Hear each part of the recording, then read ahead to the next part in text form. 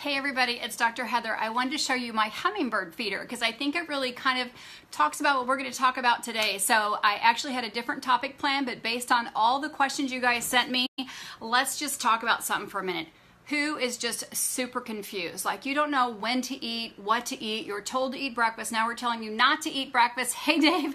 And say, think of the hummingbird out there. It comes to the feeder when it's hungry and it stops when it's full. It doesn't overthink it. It doesn't have that limbic system. It goes, oh my gosh, it's red and beautiful. I love that bird food over at the Cardin house. I'm going to go there instead of the Jones's house. So, and I also was trying to clean out my email because my mailbox is way too full. I have so many people marketing me like, hey, I saw this content, but it could be better. Like, hey, I saw your website, but it could be better. Hey, this content was great, but it could be better. So I feel like I'm confused about when to post, what to post, when to post, how long to do it, how many hashtags. Should my phone be vertical? Should it be horizontal? I mean, it's crazy. I don't get all the logarithms, algorithms. My mission is just to help you guys figure out what you need to do with lifestyle. And so I can absolutely do that with food and with macros and when to eat, when not to eat. If you found yourself eating, you're not even hungry. I mean, we've all done that. I'm not going to tell you I'm perfect because I definitely am not perfect. I broke my last 96-hour fast because we had a keto mixer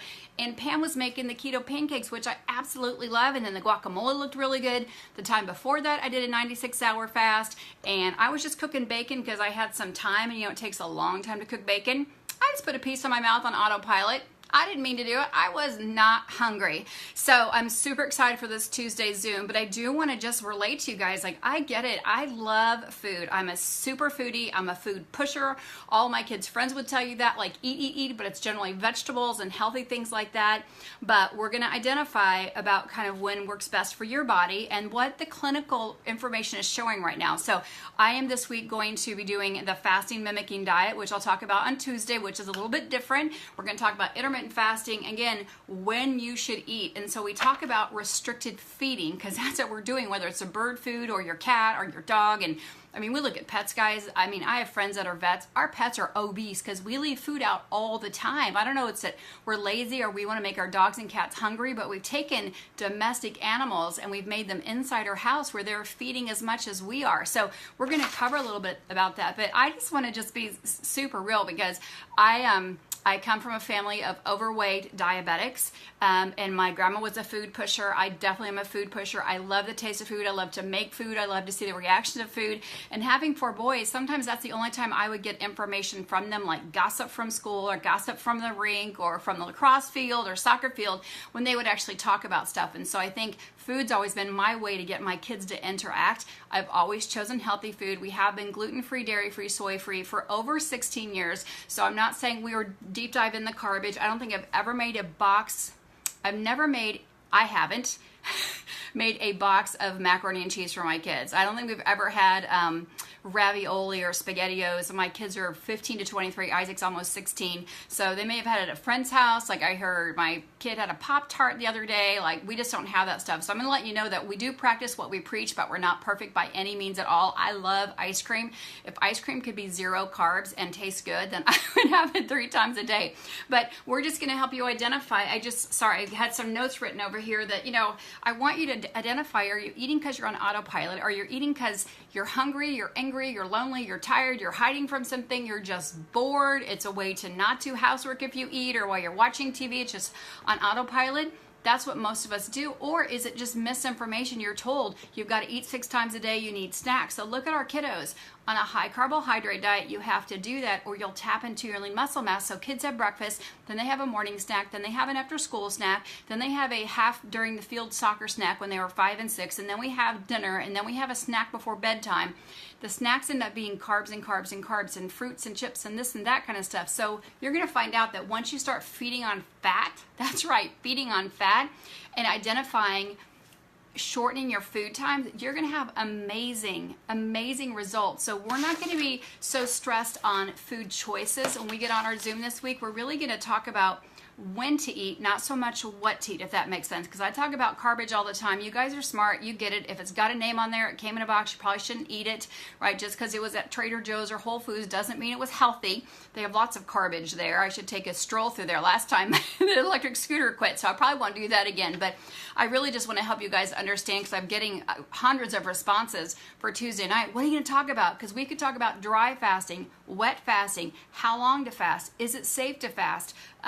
We're really going to focus more on intermittent fasting and kind of starting where you are, because that's generally been the theme of our clinic.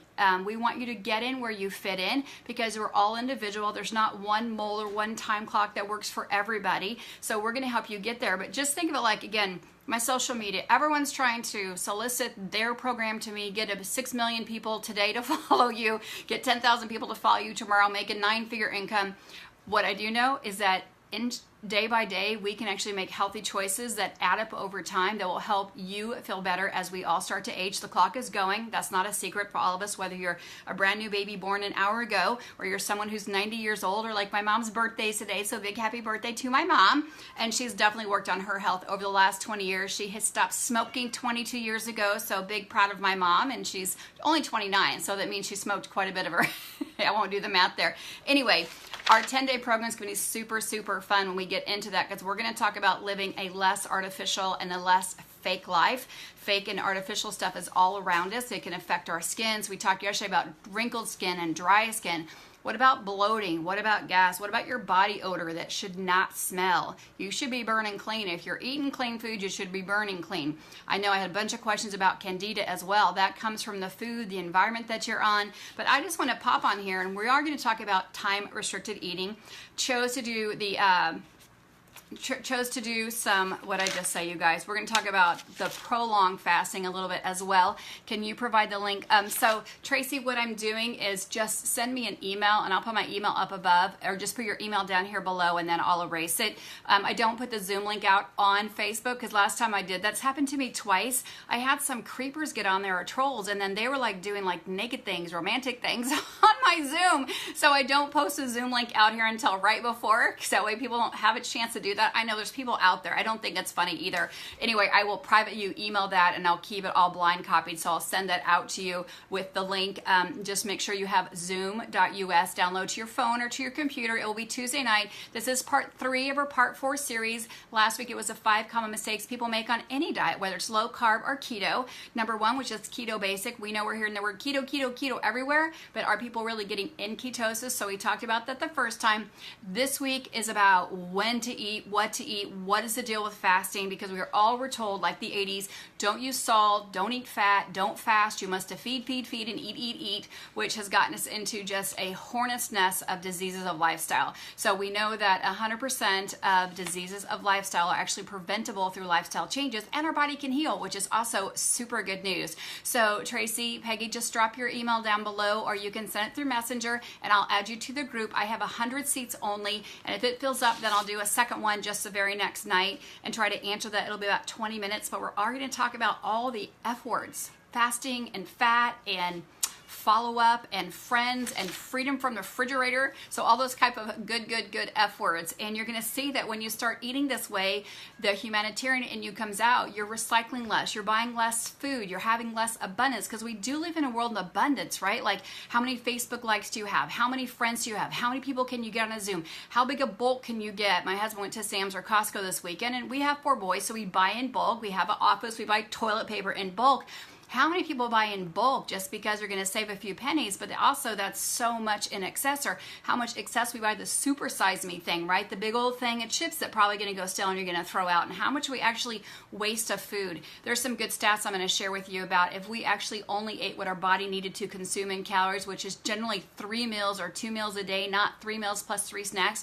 We could actually save world hunger. I actually watched that on the Amazon series Fasting. Also watched The Science of Fasting. So I'd love for you guys to watch both of those if you have time, or listen to them before we even get together on Tuesday, because it's going to give a lot of value. They're going to talk about the BDNF factor, BDNF, which is some of those enzymes that stop when we actually fast ourselves. We're going to talk about your basal metabolic rate actually goes up when you fast. We were told, remember, if you restrict your calories, then your basal metabolic rate does slow down. But with fasting, it actually goes up. And we're going to talk about safety and checking in with your doctor and some of the leading places around the world you can go to. But there's simple things, guys, we can do every day that will make huge changes or shifts in your health. So today was really about paralysis by overanalysis. Like, what am I supposed to eat? What am I supposed to eat? My husband's like, make a salad. Do you want something? I'm thinking, am I hungry? Am I not hungry? I don't know. What time is it? So I do the same thing myself. Well, what time is it? I'm still child of the 80s. Well, it seems like it should be past lunchtime. I probably should eat something because we're going to church tonight. Really wasn't hungry, so I made a cup of tea, had a bite of a kale chip. I thought, that tastes okay, but I'm going to wait till I'm a little hungrier. So I want you guys to do the same thing. Freedom from the refrigerator, freedom from the food. Find yourself being a humanitarian by saving, this sounds crazy, but saving world hunger and saving the recycling and everything else that comes along when you're eating garbage, plus medications and medication bottles and diabetic needles, and all that stuff comes second fruition when your body starts getting sick. So hopefully that gives you way too much to think about. But again, world of abundance, we can have an abundance of kindness, abundance of generosity, abundance of gratitude, abundance of laughter, but we don't need to have an abundance of exercise of 2.5 hours every day. We don't have to have an abundance of Facebook friends or likes, or an abundance of computers, abundance of TVs, abundance of Captain Crunch boxes, if that makes sense. I'm all about saving a penny. I'm a big coupon girl myself, but anyway, I just want to jump on there because I heard from Dan Pompa, sent me a little email.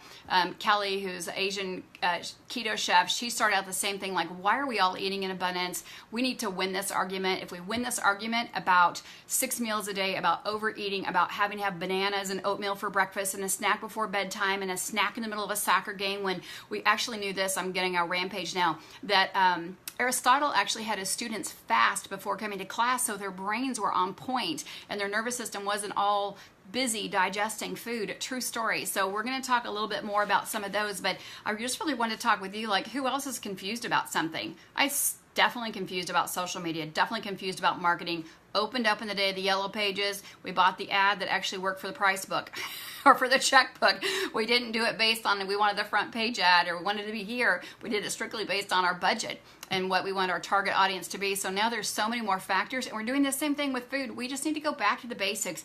Eat when hungry, eat fat first, eat greens with every single meal, eat things that God grew or would grow from the ground, things that have eyeballs and feet, and you don't need to have things like Coca-Cola, rivers, or donut trees, those type of things. We can definitely make good decadent keto snacks, but we're just going to talk about getting back to the basics. So thank you guys. Glad to hear from a few more of you. And this is for anyone. You can share in simply 100 seats, whoever jumps on first. If it goes over 100, like it did 2 times ago, then we'll just offer a second time for everybody. So just want to know that I'm really want to help you guys. So put your questions down here as I prepare a little bit of my speech in PowerPoint, where you're confused, where you're hung up, where the misinformation is coming from. Is it TV? Is it people at work? Is it just based on the education you learned back in the 80s and 90s?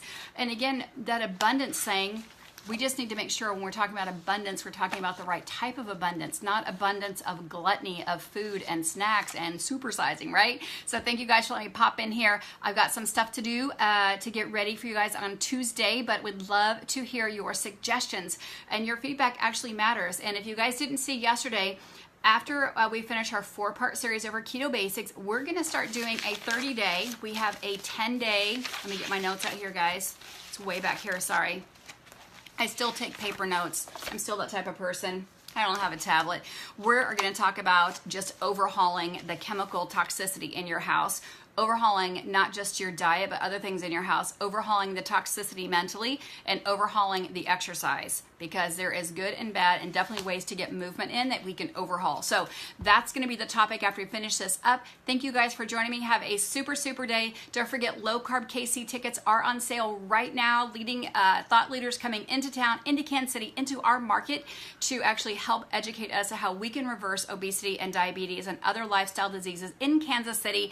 Pam is on there. Pam, if you will post the Eventbrite link down there, I would love it. If not, I will do it here shortly. You guys have a super great day, and I'll be talking to you soon.